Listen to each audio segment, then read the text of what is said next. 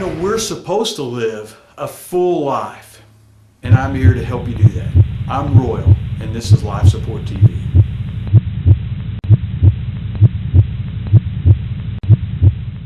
Number 9, she wants you to take care of yourself physically. Guys, you know you want your wife to take care of herself physically. Wives want you to also, but not for some of the same reasons.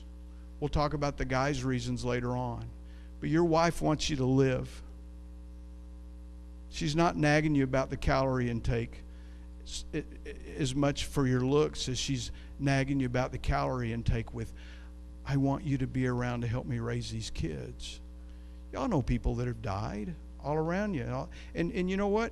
Taking care of yourself physically will help avoid cancer and help avoid heart problems and everything. That's really important. And your wife feels a lot better when that happens. Number 10, she wants affection.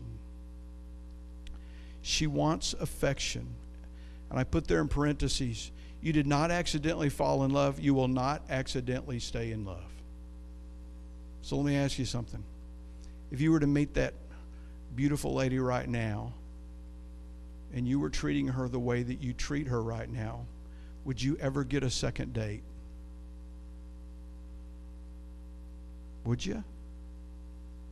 Think about it. And this happens on both sides. We get locked in and we're married and all of a sudden we stop and men say, I don't know how to be affectionate.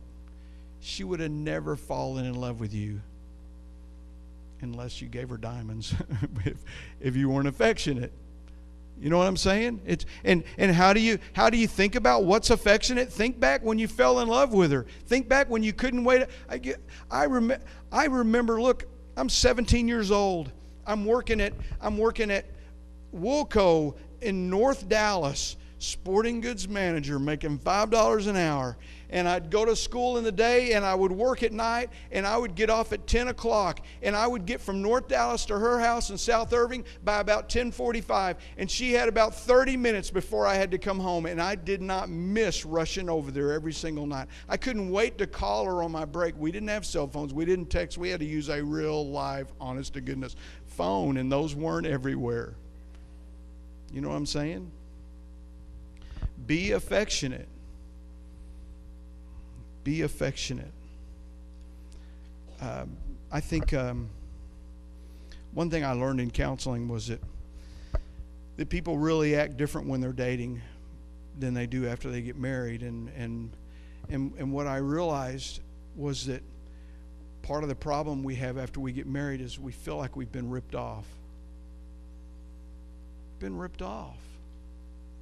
I mean, if you've changed drastically from not just from age and things like that, if you drastically change from the day before you get married to after you get married into something else, you change into someone who doesn't like sports, you change into someone who doesn't take care of yourself physically, you change into something who nags a whole lot more, you change. When you make these changes, you know what ends up happening? The other person feels like they've been ripped off.